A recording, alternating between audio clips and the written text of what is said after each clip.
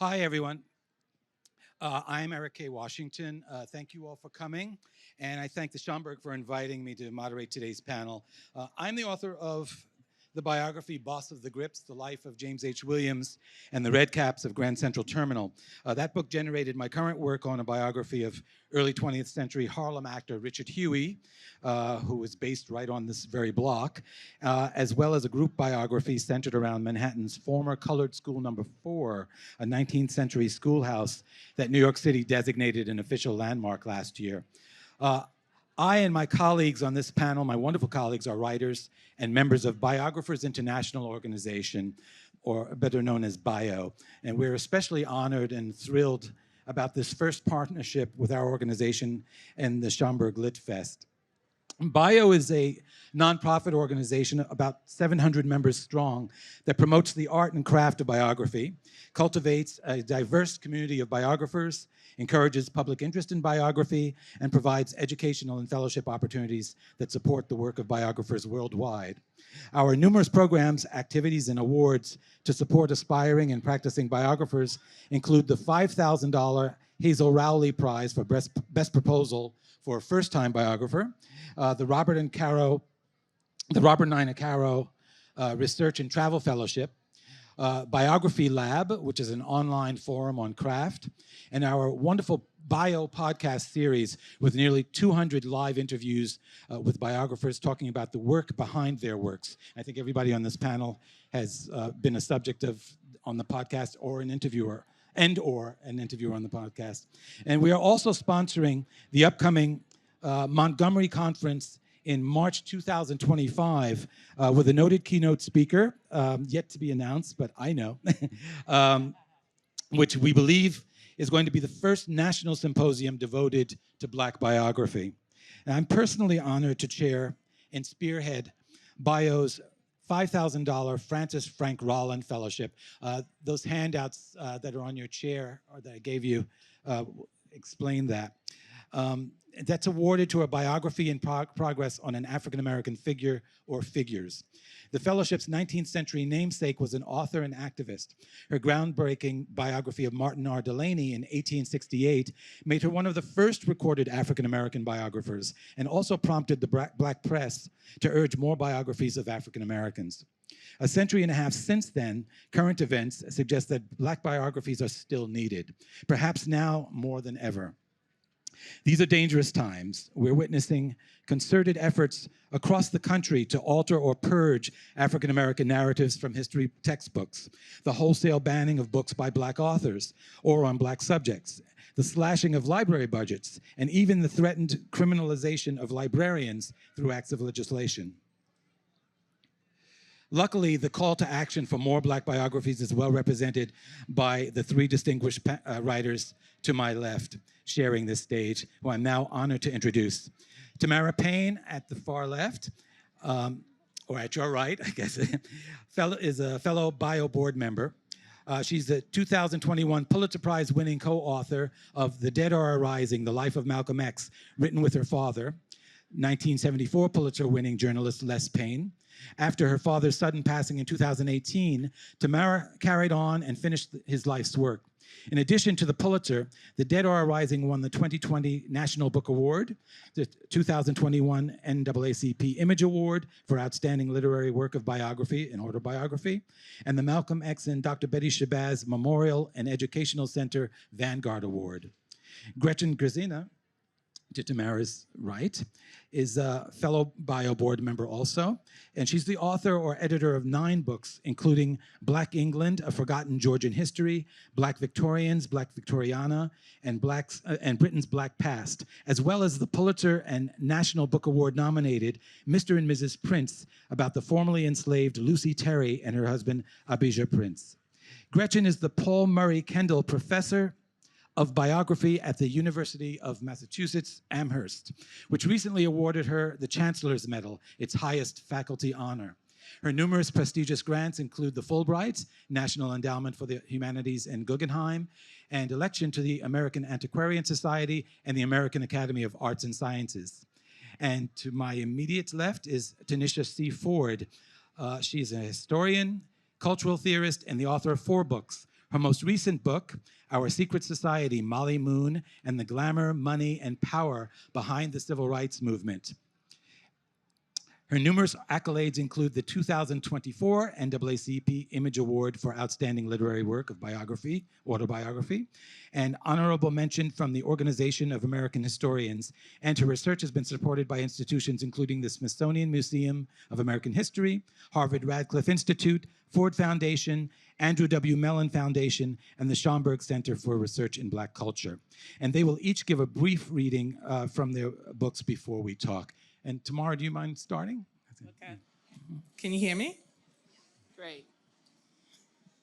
All right. This is from The Dead Are Arising, The Life of Malcolm X, written with my father, Les Payne. Starting with a blank slate in Hartford, Malcolm saw no reason to throw the fear of Allah too quickly into the hearts of hardworking potential converts. Never give meat to a baby. Always give them milk, and you'll never lose them, Malcolm had advised his brother Filbert on his method of recruiting Muslim followers. This is the key in setting up new temples. One of the hindrances of the past in trying to propagate Islam, we overtaught the lost found, giving them meat that they just could not digest, thereby making many rebellious and go back just because once we got them to open their minds, we started giving them too heavy of food that they could not digest yet. Nevertheless, disciplining the faithful in Hartford taxed Malcolm's patience at the outset. Both Rosalie and her daughter relentlessly smoked, as did others in the apartment. Malcolm initially endured the heavy carbon nicotine haze in silence. When offered pork chops, he simply declined.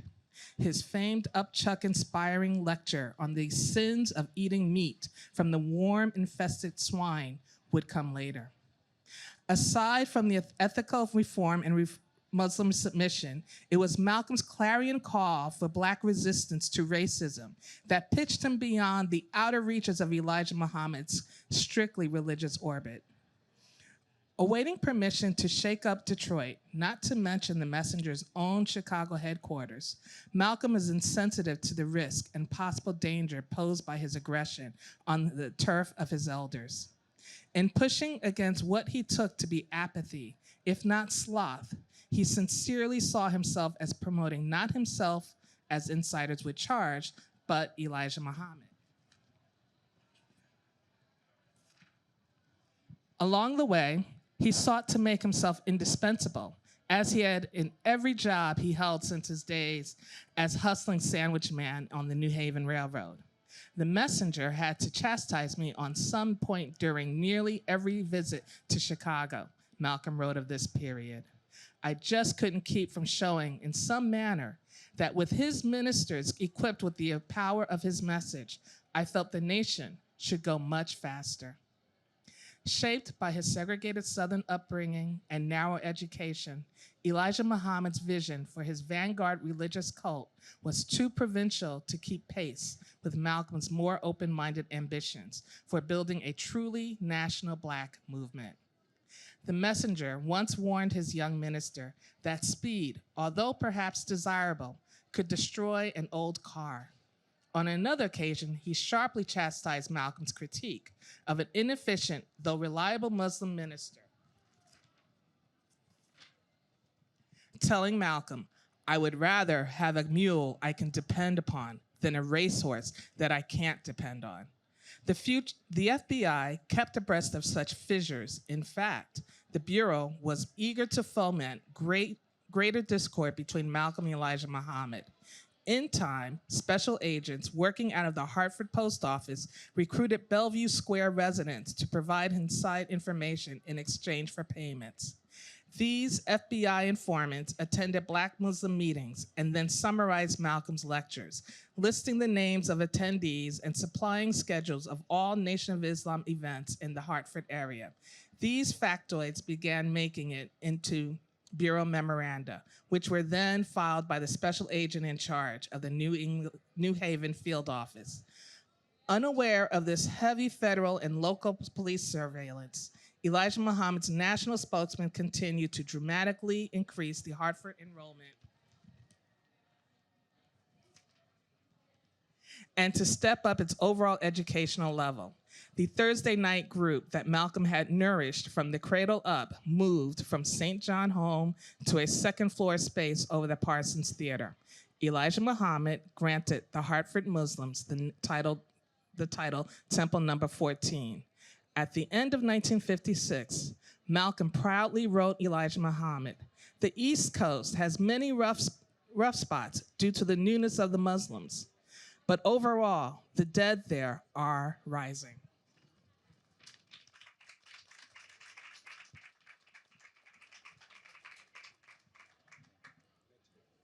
I'm going to read a little bit at the beginning of Mr. and Mrs. Prince, which is the story of Abijah Prince and Lucy Terry, the poet, who were 18th century formerly enslaved people in Massachusetts and Vermont. Not enslaved in Vermont, they had gotten their freedom by then. And it's a rather remarkable story. I fell in love with Lucy and Abijah from the moment I first heard of them. How could I not love a woman who arrived in New England from Africa as a small enslaved child in the early 1700s and reputedly, but incorrectly, was said to successfully argue cases before the Vermont and American Supreme Courts? How could I not love the man who, as a grizzled veteran of the French and Indian Wars, extricated himself in his 50s from a lonely slavery in a tiny Massachusetts town and then helped the much younger Lucy to her own freedom? She was said to be smart and magnetic, with a way with words, and a poet. He was determined and entrepreneurial enough to become a landowner. Together they raised a family of proud and patriotic children, along the way showing everyone just how hard they would fight to keep what was theirs whenever and wherever that right was challenged. Here's the story as I first read it before I knew how much of it was wrong. Don't trust the internet. That's my lesson to everybody. It is still more or less the way it appears in accounts that people read. In 1730, it goes, a 5 or 6-year-old girl named Lucy Terry arrived in Deerfield, Massachusetts, in what was the part of New England frontier in the West, among a few largely unprotected settlements in the Massachusetts Bay Colony. She was the property of Ebenezer and Abigail Wells, a childless couple who had her baptized. She was very popular, known for her gift of words and storytelling. Deerfield had suffered several disastrous attacks before Lucy arrived, but in 1746, after more than 2 decades of relative peace, another Native American attack on a group of Deerfield farmers brought death and terror to the village. In its aftermath, Lucy composed her only surviving poem, a sing-songy ballad commemorating this bar's fight. The poem wouldn't be published for another 100 years, but was passed down through generations by repetition and memory, including white people who didn't know a Black woman had written it. In 1756, she married Abijah Prince, the former slave of the Reverend Benjamin Doolittle of Northfield, whose people fought, freed Abijah, and arranged for him to acquire land in that town. Incorrect. Several years later, another person was said to have fulfilled his father's promise by giving Abijah land. Also incorrect. As Abijah grew old, people made a grab for their land in Vermont. Lucy fought back with her tongue, fending off repeated attacks and legal challenges, and taking her case all the way to the Vermont and national courts. After Abijah's death in 1794, Lucy moved with her grown children to another property that Abijah had acquired across the state, close to the New York border. Once again, a neighbor tried to evict them from their land, and once again, Lucy fought back. Everything I read said that she took the case all the way to the Supreme Court, again arguing herself, and again winning. The story I first heard a dozen years before, passed on like a game of telephone with facts altered and misunderstood as they went from person to person, always ended with a moving account of how, until her death in 1821, the nearly blind Lucy made an annual pilgrimage across Vermont to visit Bijah's grave to continue the long conversation that she'd had with the man she loved. I'm just a little break.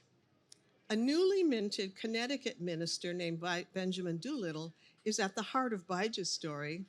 Born in 1695, Benjamin was mentally quick and physically able, educated at Yale.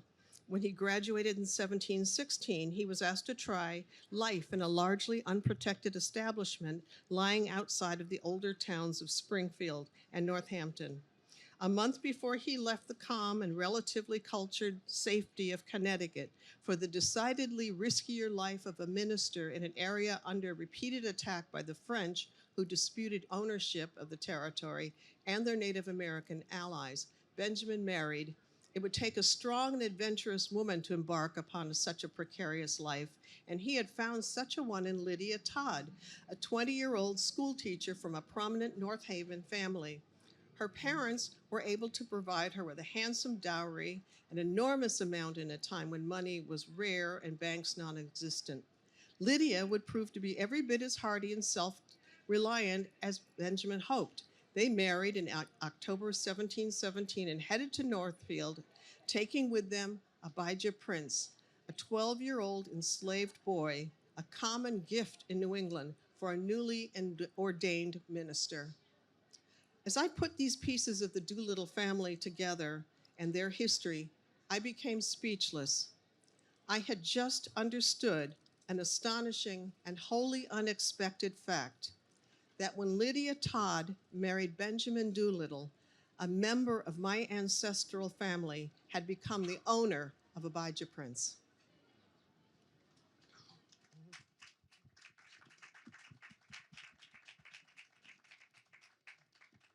Good afternoon. I'm going to be reading a little bit from my latest book, Our Secret Society, Mollie Moon and the Glamour, Money, and Power Behind the Civil Rights Movement. Westchester County, New York, 1964.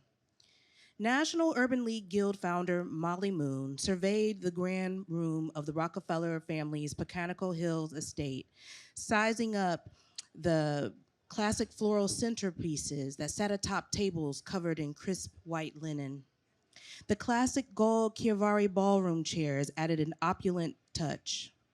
Rodman Rockefeller, son of Governor Nelson Rockefeller and a trustee of the Urban League of Westchester, had spared no expense for this luncheon. However, the food was never quite as sumptuous as the decor, Mollie thought, as she watched the guest next to her slice into a roasted chicken breast and medley of winter vegetables.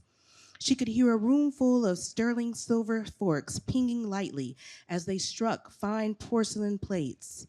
The sound crescendoed into an orchestra with a melodic humming of voices as people merrily ate and drank champagne.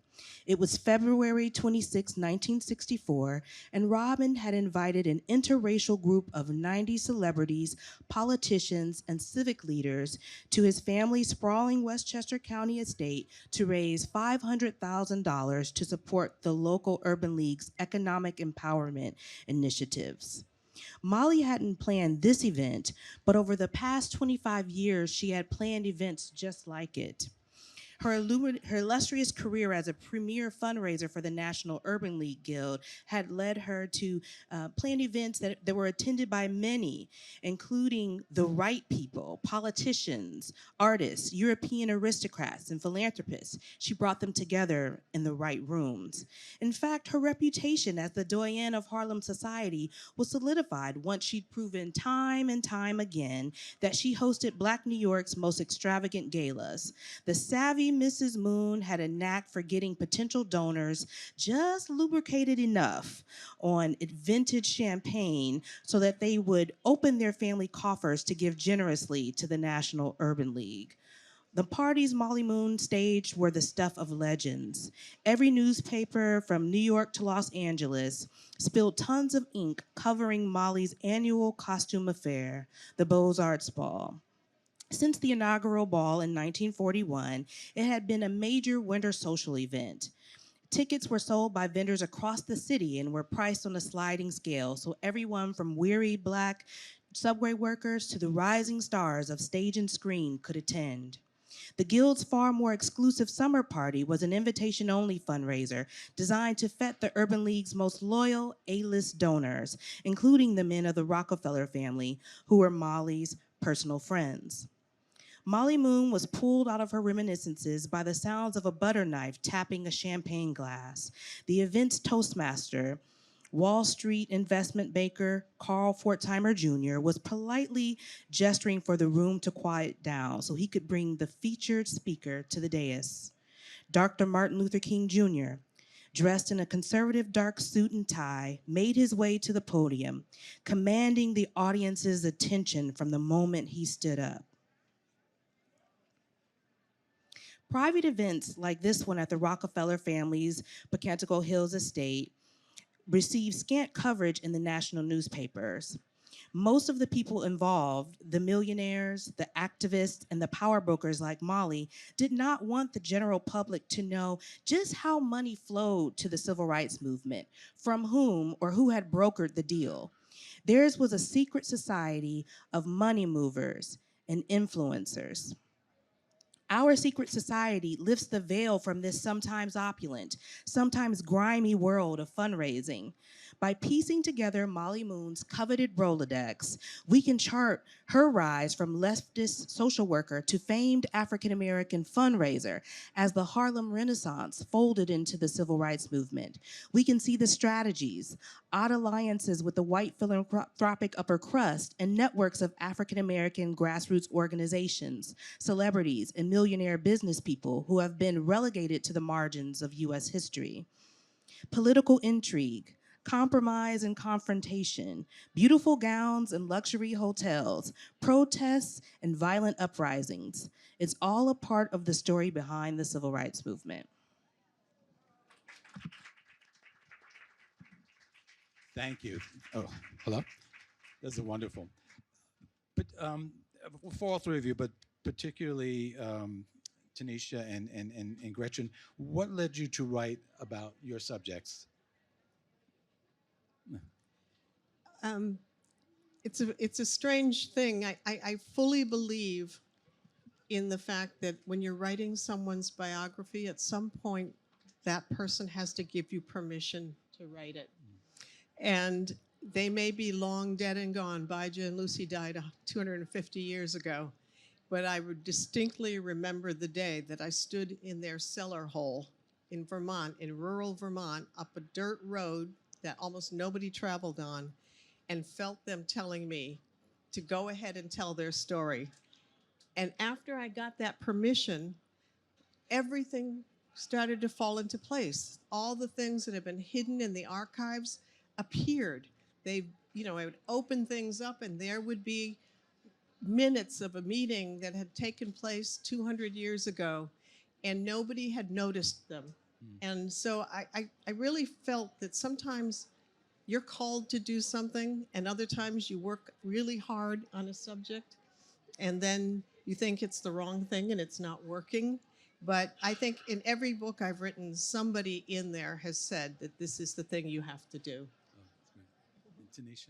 Yeah, it's a real pleasure to be here at this festival. I love speaking at this festival. I love talking to members of the community. And I say that in part because it's really the Schomburg Center that gifted me this book. I was doing research at the Schomburg when I was a graduate student, looking for something else, but the Schomburg has many gems, right? And if you know where to look, and sometimes even if you don't, those gems will find you. And I was doing research on looking for someone else, stumbled across the name Mollie Moon, and just loved the name and thought, I'm gonna write a book about her. And her papers are actually held in the Schomburg Center. And so I used the Schomburg fellowship that I was awarded to spend time in the archive doing a deep dive in her papers, learning about her, piecing together her story beyond the story that was told on the pages of the newspapers, which was often salacious. But in those documents, in her personal letters and correspondence, I got to know her as a woman. And then I think that permission that you're speaking of, Gretchen, really came for me once unknowingly I moved into Mollie and Henry Moon's apartment here in Harlem.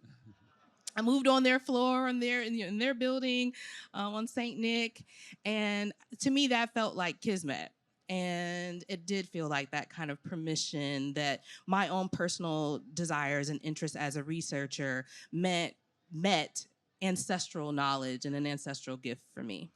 That's great. And the reason I asked you two in particular is because there are elements of serendipity and pure permission, coincidence, or it wasn't altogether planned that are wonderful. But Tamara, your subject is an iconic figure. We all know hey, we're sitting on Malcolm X Boulevard. And so I was wondering, it's somewhat the same question, except that because he's an iconic figure, was there something you and your dad wanted to understand about Malcolm, and perhaps to make people understand that was missing from all the materials that were already out there? Hi, so happy to be here on this stage, and the Schomburg was intricate in the research that we did for this book, and I will talk about one of the things that we were looking at were the lynchings that brought people north. Particularly, I read from the chapter about Hartford, which my father grew up in Hartford. Malcolm, as I read, he had basically started that temple at the invitation of Rosalie Glover. And Rosalie Glover lived in Hartford, but she was originally from Florida, and she moved up to Hartford because she wanted to get out of Florida because a neighbor of hers had died in her arms, and he was lynched. And her daughter, Rosalie Glover, the mother, had died by the time my father and I, were doing interviews for this book. But her daughter told us about the story of this lynching, and my father asked, "Is this lynching listed somewhere?" And she's like, "Oh no, it's just another lynching, just another black man killed." And and hearing that on the tape, for me, it was like, we gotta find this lynching. So I actually came to the Schomburg and was just around that time looking at the dates, and came across the lynching, shocked, and was kind of listed as an index. So I got the kind of dates, and I went to newspapers. It was actually even written about in the New York Post. I also found a longer summary of this lynching in the 100 Years of Lynching. And so finding that information here in the Schomburg, and the reason why we wanted to find out about people moving up north from the lynchings, because these were the people who wanted this mindset of getting away, getting out of this dangerous environment for Black people into a place where they could breathe as human beings and live and have jobs and live. And when they go to places like Hartford, they're faced with another type of oppression of living. They couldn't live in certain areas, and we document that in this chapter also. But that was, That was some context that wasn't being written about, hadn't been written about in any of the previous not in that works. sense. Yeah. So, what are some of the questions that you, Tanisha, that we're not being asked about the civil rights movement? I found that money was a dirty topic. Oftentimes when we think of social movements, we think of protests, we think of marches, we think of sit-ins and so forth, but we don't ever ask, where does the money come from that supports those massive efforts, right? And I wanted to know not only why don't we ask that question, but where was that money coming from? The March on Washington, there were millions upon millions of dollars were raised to fund the March on Washington. If we think about breakfast programs, we often talk about the Black Panthers and the breakfast programs. Where did that money come from? So I wanted to know, why is it that we're not asking this question? And once I started to dig into financial records of organizations like the NAACP and the Urban League, when I looked at the giving records of major foundations and philanthropic foundations like the Rockefeller Family Foundation and Taconic and Field Foundations, I realized that the money was coming from everyday Black folk like us, but it was also coming from corporations and philanthropic foundations, in large part because of the thing we saw in 2020, where people are guilt giving or promising money because of someone has been lynched.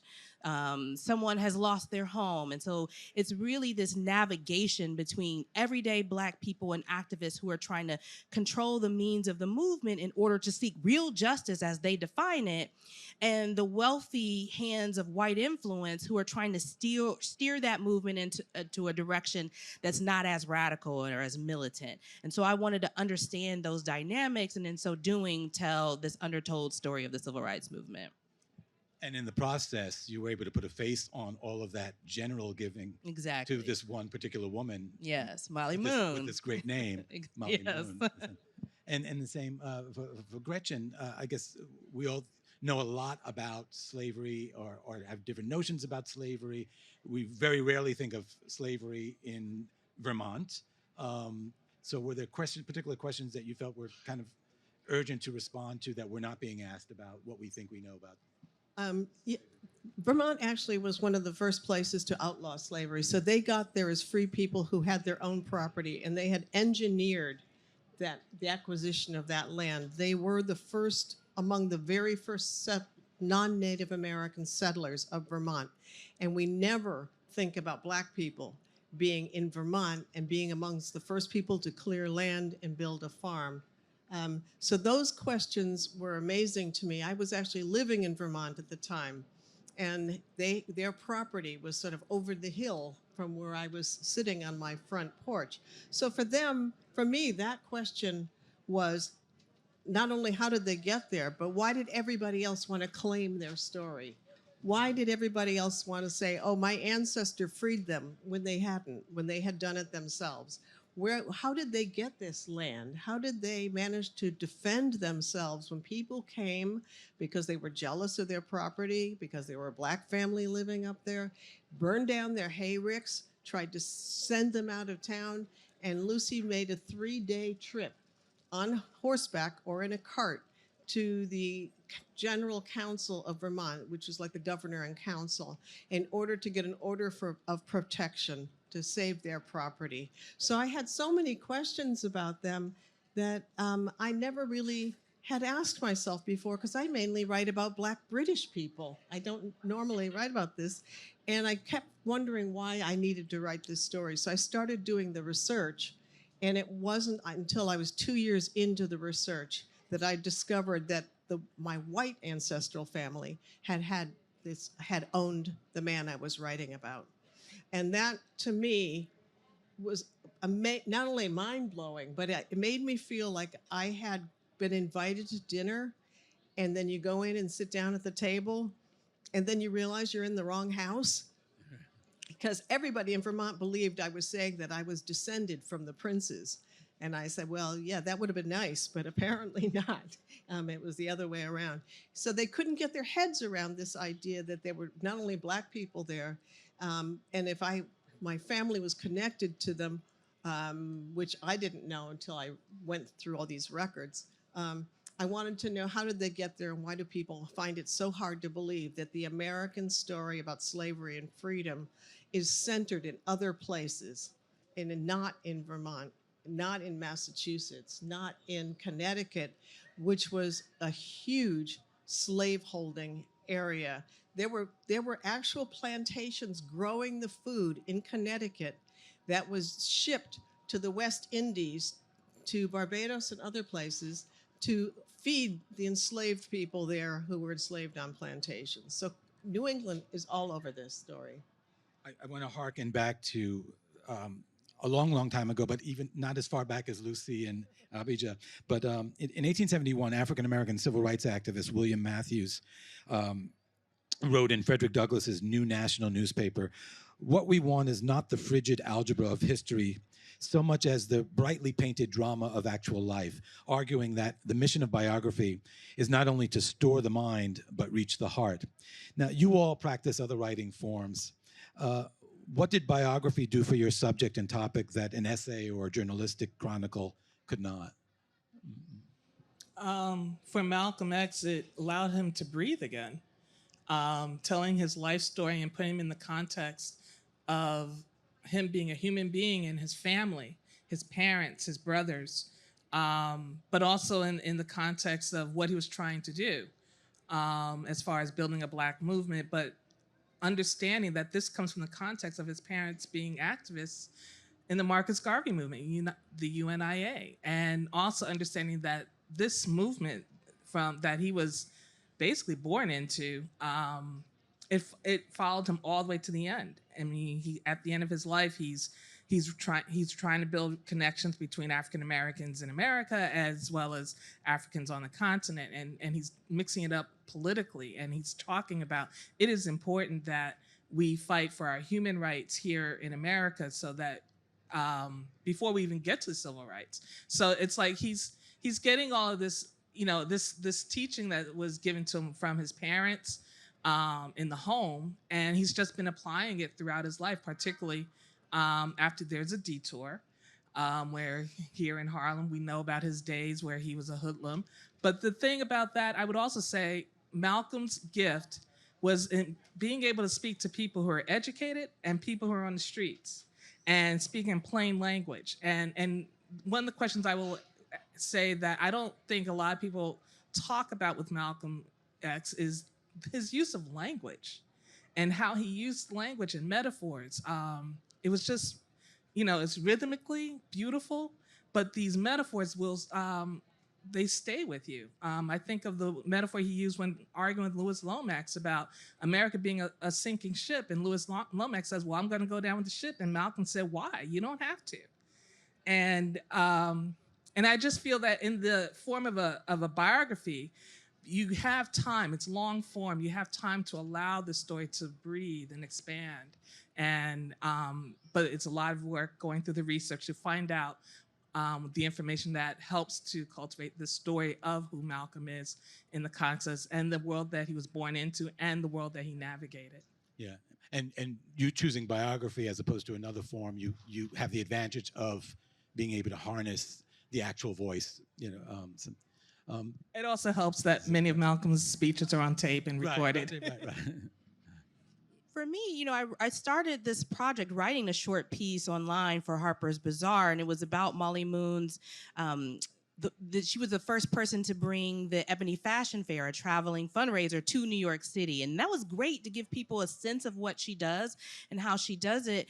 But in using the form of biography, I was able to really bring readers into the mindset of a woman. So you can see the evolution of her political thought, the evolution of her strategies as a fundraiser, how they changed from the Harlem Renaissance era into the Black Power movement era. And that evolution and that interiority, to me, was a part of the story that we often lose with Black women, especially civil rights activists and other Black women public figures who we think of as, doing something for the movement, but we don't have access to their interiority. So biography gave me that. Thank you. I think I got a flag that we should do some Q&A. Okay. Does anybody have some questions from the audience for any of these writers? Yes. You're being recorded, so. Thank you so much. My question is for Tanisha. I think it's fascinating how you're bringing up the tensions that occur when white philanthropy enters a Black space, which, as you said, we're seeing today. And I'm wondering if you have any examples that you saw in the archives of how those tensions were navigated. Was there any funding that was turned away, for what reasons, or how did you see those tensions play out? Just to try to answer this as quickly as possible, I know we're short on time, but yes, I saw so many tensions. That March on Washington, Malcolm X, his speech where he's talking about the house Negro versus the field Negro, a lot of that is in response to the funding crisis over the March on Washington. So that's a big example. Also, after Brown v. Board of Education, there's this major funding crisis where white citizens councils across the South are forcing the local community chest to kick the National Urban League and the NAACP out of the community chest, right? So you have Black people trying to galvanize and provide support for these organizations that are now in the red. So that's another way where we see a different pivot in the schools of thought about how we fundraise. And then conversations and publications like Ebony around, well, what do we do? Do we need to raise up our own Black millionaire class? Is that the solution? So we don't have to depend on the Rockefellers? And then other people saying, no, Black capitalism won't save us either. So all the tensions were there, and it took a delicate hand to just tease out those stories that were hiding in plain sight in the archive. Thank you for that question.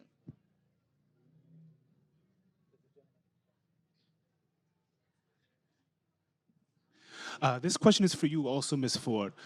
The work of Miss Moon is something I've just learned about today, so I'm in shock. So when it comes to the work of Moon at that time period, my question for you is, what correlation do you see with the funding of movements now with like the work of Black Lives Matter and even the work that's being done in terms of Gaza and raising funds for the for peace in Sudan and all these other countries, especially at home? What correlations have you seen? What can we learn from Miss Moon as we continue in our work for liberation and the upliftment of our Black community? That's really a great question. One of the things that we saw in 2020 during the early years of the pandemic, the early moments, early months after George Floyd is murdered, is a rise in Black mutual aid, Black and brown mutual aid networks, returning to our roots, returning to pre-colonial West African and Caribbean traditions of giving, of mutual aid and generosity. And that definitely unfolded in the mid-20th century around the civil rights movement as well. Like people realizing that we really have to form strong community-based financial networks. The challenge that they face, that we face today, is what kind of infrastructures do we use to hold that money? Because things like funds, for example, come out of a Western capitalist financial model. So if we use a fund structure, does that benefit us as a community? You know, and so it's those kinds of things that we see play out now with the Black women and who have the fund and the issue and the, you know, and then everything that's happening, that happened with BLM, for example, when they tried to create that global network fund. So a lot of these things are really cyclical for me, and that's why one of the reasons why I wanted to write this book. I wanted it to be a blueprint of sorts for activists today who are thinking about these issues around money, which we all are, to build the world, unfortunately, in this country that we want to live in. We have to, it costs money, right? And so I really want activists to read this book to understand the financial history of the civil rights movement.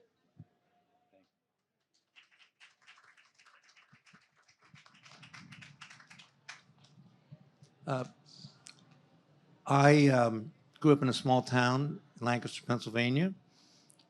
Didn't know what was going on in the world.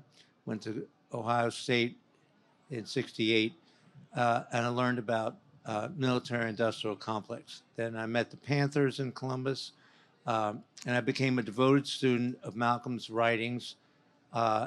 It woke me up to something that I could not have imagined learning in my small town. I read the autobiography, changed my life, and then I found The Dead Are Rising, and I'm blind in my left eye, floaters in my right eye. I'm at 457 pages of it. I really highly recommend it. It's such an eye-opener. I still cry when I see Malcolm on video and his speeches, and I believe that when Malcolm came on the scene, that it changed everything. And his life is so important, just like Frederick Douglass and W.B. Du Bois and Marcus Garvey and Harriet Tubman, all important figures, but Malcolm changed history.